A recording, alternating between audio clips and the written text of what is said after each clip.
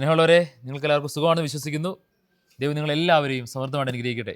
ഒരു ദൈവപരിപാലനയുടെ ഈ ട്രീസ ചേച്ചിയെ ദൈവം എങ്ങനെയാണ് ഇത്രയും വർഷങ്ങൾ നടത്തിയത് എന്ന് നിങ്ങളോട് പങ്കുവയ്ക്കാനും വേണ്ടിയാണ് ഈ വീഡിയോ ചെയ്യുന്നത്. ഈ നിൽക്കുന്ന സ്ഥലം രാജക്കാട് അടുത്തുള്ള ഒരു കരുണാഭവൻ എന്ന് പറയുന്ന ഒരു സ്ഥാപനമാണ്. നിങ്ങൾക്കറിയാം, ഇത് നോക്കിയേ, കരുണാഭവൻ ഡിവൈൻ പ്രൊവിഡൻസ് ട്രസ്റ്റ്.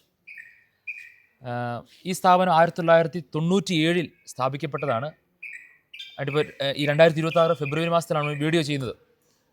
ദൈവത്തിൻ്റെ പരിപാലനയിലൂടെ ഒത്തിരി കുഞ്ഞുങ്ങൾ ദൈവത്തിൻ്റെ സ്നേഹവും കാരുണ്യം അനുഭവിച്ച സ്ഥലമാണ്. ഇപ്പോൾ ഏകദേശം 65ഓളം പ്രായമായ അമ്മമാർ ഇവിടെ ഉണ്ട്, കുഞ്ഞുങ്ങളുമുണ്ട്. ഈ സ്ഥാപനം എല്ലാം നടത്തിക്കൊണ്ട് പോകാൻ ദൈവം ഏൽപ്പിച്ചിരിക്കുന്നത് ട്രിസ ചേച്ചിയാണ്.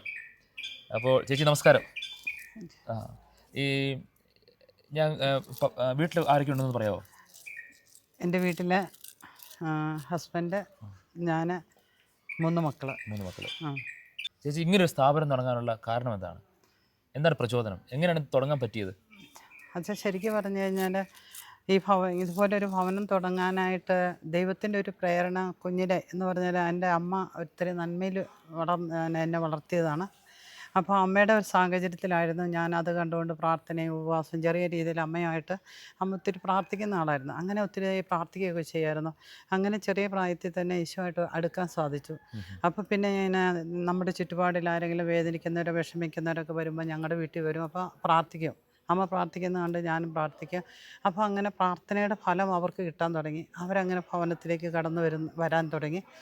അങ്ങനെ ഞങ്ങളുടെ ജീവിതം അമ്മയായിട്ട് അങ്ങനെ മുന്നോട്ട് പോയി. അമ്മ മരിച്ചു. അതിന് ശേഷം ഞാൻ ഒരു ചെറിയ ജോലി എനിക്ക് ഗവൺമെൻറ് കിട്ടി. ആ ജോലിയായിട്ട് മുന്നോട്ട് പോയി കഴിഞ്ഞപ്പോൾ ദൈവത്തിൻ്റെ ഒരു വിളി എന്ന് പറയുമ്പോൾ കുടുംബജീവിതത്തിലേക്ക് പ്രവേശിച്ചു.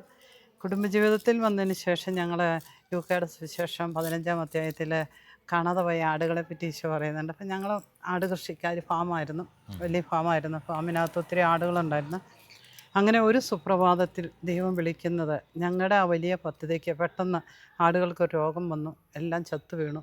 ചത്തുപോകുന്ന സമയത്ത് ഡോക്ടേഴ്സിനെ കൊണ്ടുവന്നപ്പോൾ അവരും പറയുന്നത് രോഗത്തിൻ്റെ അണുക്കളൊന്നും കാണുന്നില്ല, എന്തോ നിങ്ങളുടെ പദ്ധതിയെ തകർക്കാൻ ആരോ ഇങ്ങനെ കൂടോത്ര അങ്ങനെ എന്തൊക്കെ ചെയ്തതെന്നുള്ള.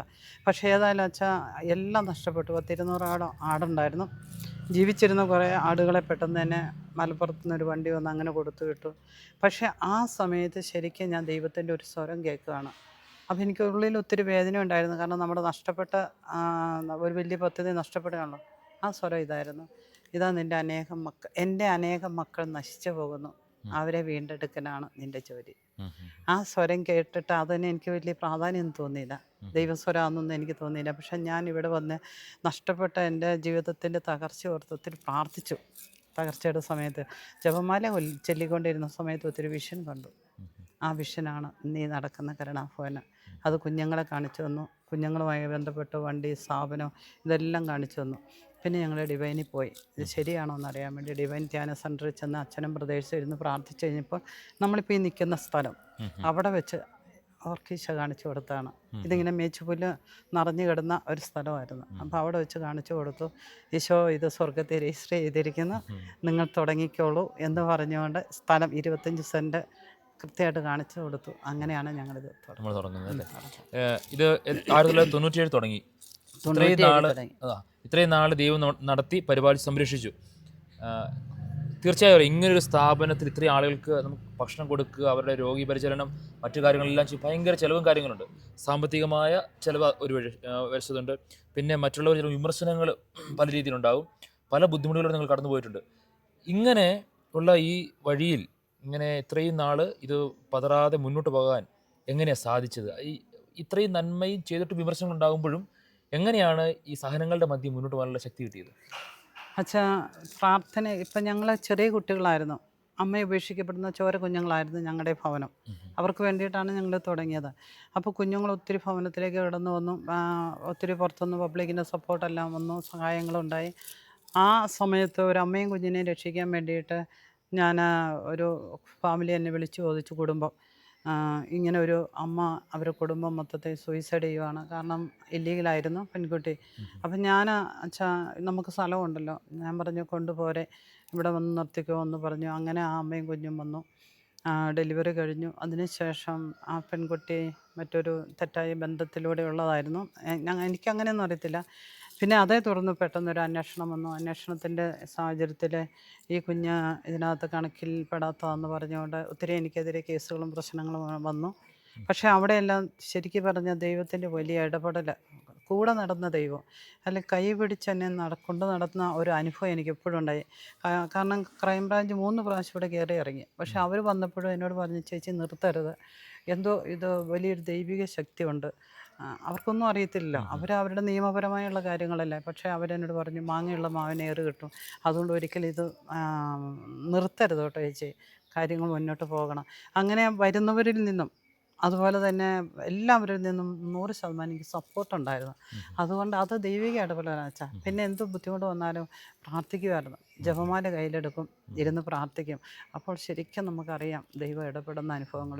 ഇന്ന് വരെ ബുദ്ധിമുട്ടുകൾ ഭക്ഷണത്തിൻ്റെ കാര്യത്തിലൊന്നും വന്നിട്ടില്ല. ഇത്രേ ഉള്ളൂ. നന്മ ചെയ്യുമ്പോൾ സ്വാഭാവികമായിട്ട് പ്രശ്നങ്ങളുണ്ടാവും. ഉണ്ടാവും. അതിന് നമുക്ക് അതിജീവിക്കാൻ പറ്റുന്ന കൂടുതൽ പ്രാർത്ഥനയിലൂടെ ശക്തിയാണ് അല്ലേ? പ്രാർത്ഥന. പ്രിയപ്പെട്ടവർ, നിങ്ങൾ സ്നേഹത്തിൻ്റെ നന്മയുടെ പ്രവർത്തികൾ ചെയ്തു കഴിഞ്ഞാൽ തീർച്ചയായും സഹനങ്ങളും ബുദ്ധിമുട്ടുകളും ഉണ്ടാകും. ഇത്രയും വർഷങ്ങളിൽ സഹനങ്ങളിലൂടെ ഈ ചേച്ചി കടന്നു പോയിട്ടുണ്ട്.